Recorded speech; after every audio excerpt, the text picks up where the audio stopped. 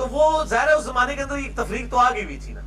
ٹھیک ہے. صحابہ کے دور کے اندر ایون حضرت علی کی شان بیان کرنے کے اوپر کتنی مصیبت کھڑی ہو جاتی تھی. میں آپ کو بتاؤں, میں تو اب بخاری مسلم کی جب حدیثیں پڑھتا ہوں نا, میرے بعض کان کھڑے ہو جاتے ہیں.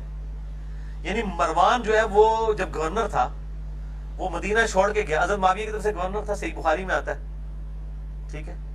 تو وہ اپنی جگہ حضرت ابو ہریرہ کو گورنر بنا کے گیا, قائم مقام حضرت ابو ہریرہ رضی اللہ عنہ کو.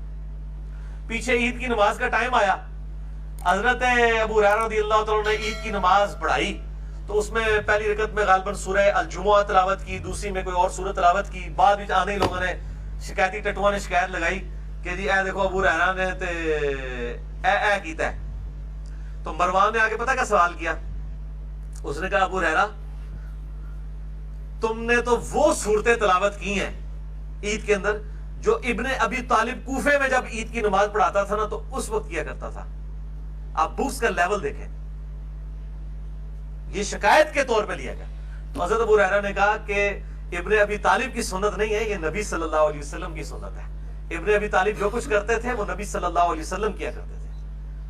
آپ کوئی حدیثیں ڈیپ کریں گے آپ کو اندازہ ہوگا کہ یہ لوگ کتنے الرجک ہوتے تھے حضرت علی کے کسی عمل کی وجہ سے. وہ سنن نسائی میں تو موجود ہے, انہوں نے لبیک کہنا چھوڑ دیا تھا تلبیہ والے چیپٹر میں. تو حضرت ابن عباس نے کہا لبیک اللہم لبیک, معاویہ کی ناک خاک آلود ہو, انہوں نے بغض علی کی وجہ سے سنت چھوڑ دی ہے. تو یہ تو صحابہ کے دور کے اندر مسئلہ ہو گیا تھا بغض علی والا. اس لیے آپ نے فرما دیا تھا علی سے محبت نہیں رکھے گا مگر مومن, علی سے بغض نہیں رکھے گا مگر منافق. صحیح مسلم 240 نمبر حدیث. تو مسئلے تو اس میں کھڑے ہو گئے تھے. ہم پہ اعتراض کرتے ہو کہ صحابہ کی عزت نہیں کرتے. ہم بتائیں کہ کون کس کی کتنی عزت کرتا تھا.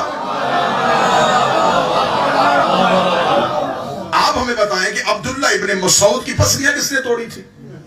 آپ ہمیں بتائیں کہ ہمارے یاسر کو قتل کس نے کیا تھا. آپ ہمیں بتائیں کہ ابو ذر غفاری کو مدینے سے کس نے نکالا تھا.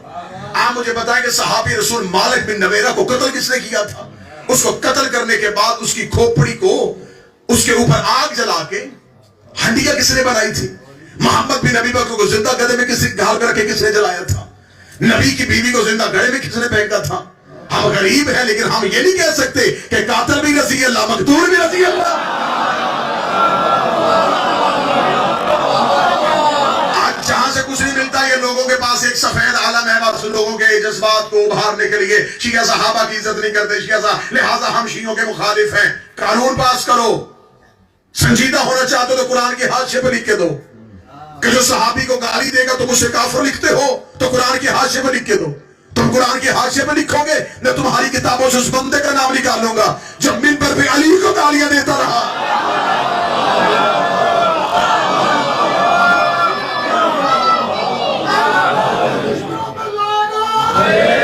لیکن مسلمانوں کے بچوں کے ساتھ گھنوں نہ کھیل نہ کھیلو. آج بھی اسلام کو ٹھیک ٹریک پہ لے کے آؤ.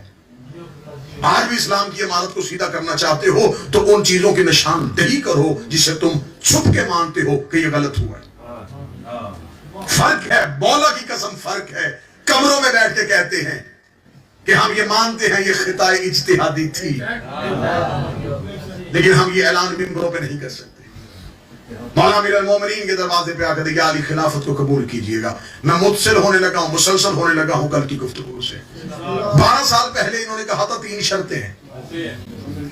امیر المومنین نے فرمایا پھر سنو, اگر خلافت لے کے آئے ہو, 12 سال پہلے تو میرے دروازے پہ آئے تھے, میں نے جس شرط کا انکار کیا تھا نا اس شرط پہ آج بھی کھڑا.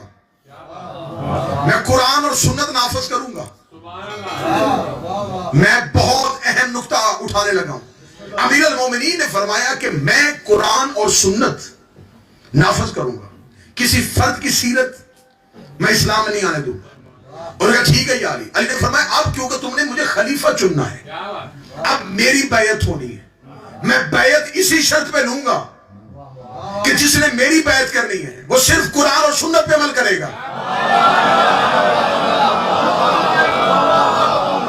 صرف قرآن اور سنت پہ. اس کے علاوہ میری بیعت نہیں ہوگی. بیعت کا جا کے اسلام میں تصور دیکھنا, بیعت ووٹ دینے کو نہیں کہتے. بیعت کہتے ہیں کہ اگر آپ معصوم کے ہاتھ پہ بیعت کر لیتے ہیں تو اب آپ کے اعمال کی ذمہ داری اس معصوم کی ہے. بیعت کرنا ہوتا ہے کچھ بیچنا کچھ خریدنا.